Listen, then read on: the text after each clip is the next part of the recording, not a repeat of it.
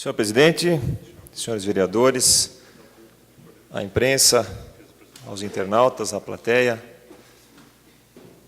um cumprimento especial à ex-vereadora Nilva, presidente, já foi presidente dessa casa, realmente é uma satisfação poder tê-la conosco aqui. Algumas coisas me trazem aqui hoje, ia ser bastante rápido, mas também tive que fazer algumas contas para, depois da palavra do vereador Fernando Malon.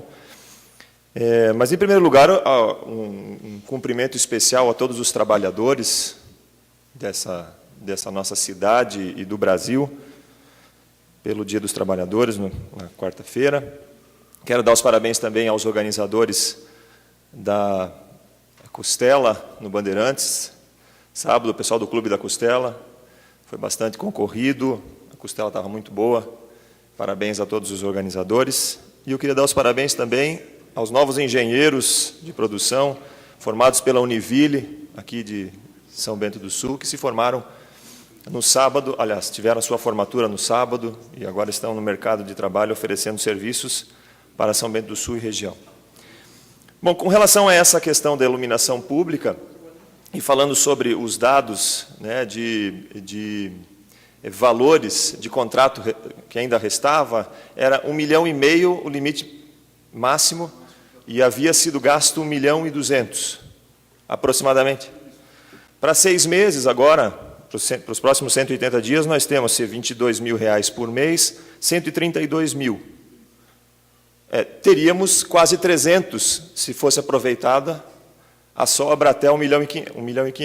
Então, foi uma opção fazer dessa forma, mas também poderia ter sido feito. Então, quando não posso concordar com a colocação de que foi um erro da administração anterior, e sim uma oportunidade que se deu ou de dar continuidade ou de se refazer o contrato, ou se fazer um novo contrato.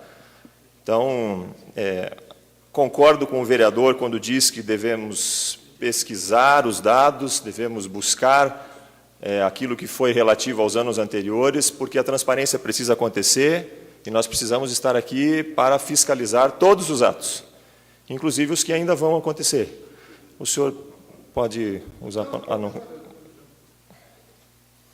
Então, quando a gente coloca dados a serem comparados, nós precisamos comparar com aquilo que é possível comparar. Se nós podemos comparar o que foi feito em 2010, o que foi feito em 2011, o que foi feito em 2012, é claro que é necessário que se verifique os trabalhos que foram realizados e as ampliações, assim como o vereador Márcio colocou aqui, mas daqui para frente, o único parâmetro que nós temos é iremos fazer. Nós não temos ainda dado nenhum para dizer, não, nós fizemos por menos, ou fizemos com menos, ou fizemos mais eficientemente. O tempo dirá, e assim estaremos aqui também para buscar as informações quando esses valores ora contratados, ou que serão contratados futuramente, sejam contratados e aplicados da melhor forma, e aí poderemos comparar se foi 33 por mês, se foi 35, se foi 22, se foi 70. Mas, por enquanto, nós temos dados a serem confrontados e dados que podem ser confrontados futuramente. Eu recebi de um amigo uma... E essa colocação do vereador Fernando Malon me deixa muito feliz pela sua preocupação e pelo seu desejo de fazer com correção o papel de todos nós, vereadores, na fiscalização. E assim tem sido feito nessa casa, mas eu recebi de um amigo meu uma indicação de um artigo do Diário Catarinense, do colunista Sérgio da Costa Ramos, e eu fiquei muito chateado, porque aqui o colunista aponta algumas coisas que realmente refletem a realidade de muitas situações do nosso país, mas que nós temos nas nossas mãos a oportunidade de não permitir que assim aconteça por aqui. Portanto, que sigamos nesse propósito de manter a firmeza e o propósito da fiscalização, da legislação.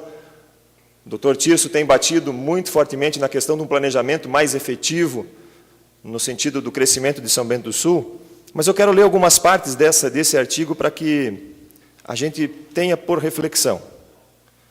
Candura e cara dura é o título. Todo candidato é um santo, canonizado.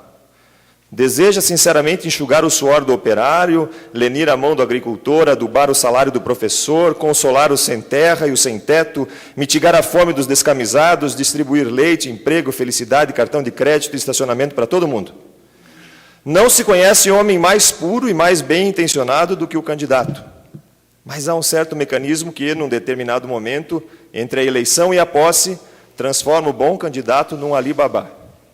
Num comerciante de emendas, do orçamento, num administrador de sobras de campanha, num garimpeiro de obras e sobras. Eleito, o sujeito começa a enxergar o erário como a permissiva bolsa de uma viúva indefesa. Dono de uma procuração executiva ou legislativa, o candidato agora titular de um mandato de representação popular, manda os representados às favas e vai tratar do seu patrimônio. Nada menos que assustadora é a lógica dos beneficiários do mensalão, descrita pelo homem-bomba da época, Roberto Jefferson, do PTB. E aqui palavras de Roberto Jefferson. Alguns parlamentares do Partido da República chegaram para mim e estranharam. Vocês não vão pegar? Por quê? Por acaso são melhores do que nós? Vocês sabem que o mundo é assim. Nem vocês, nem eu poderemos mudá-lo. Que mal há em indicar uma pessoa de sua confiança para uma estatal? E que mal há em conseguir, na próxima eleição, que os seus impressos sejam produzidos lá na gráfica dessa empresa, que é pública mesmo? É o tal paradoxo brasileiro. E aí ele fala sobre a necessidade de uma reforma política, da valorização dos partidos, especialmente aqueles que são sérios. Eu, apesar de concordar com algumas coisas aqui colocadas a título de alerta, para todos nós, políticos, eu quero dizer que não aceito como verdadeiras essas afirmações para esses que aqui estão e que se colocam à disposição da população. E, de uma forma especial, eu conclamo todos nós para que não façamos verdadeiras essas afirmações e que não permitamos que elas aconteçam. Na nossa adolescente São Bento do Sul, como a chamo, uma cidade em desenvolvimento, uma cidade que ainda, aos meus olhos, pode e deve ter os seus rumos conduzidos pelos seus pais, e que assumamos esse papel de tutores, afinal de contas, a população nos delegou esse papel, tutores de São Bento do Sul, e que não nos deixemos seduzir por qualquer coisa que seja outra, além de desenvolver São Bento do Sul, fazê-la crescer forte e preparada para o futuro. Obrigado, senhor presidente.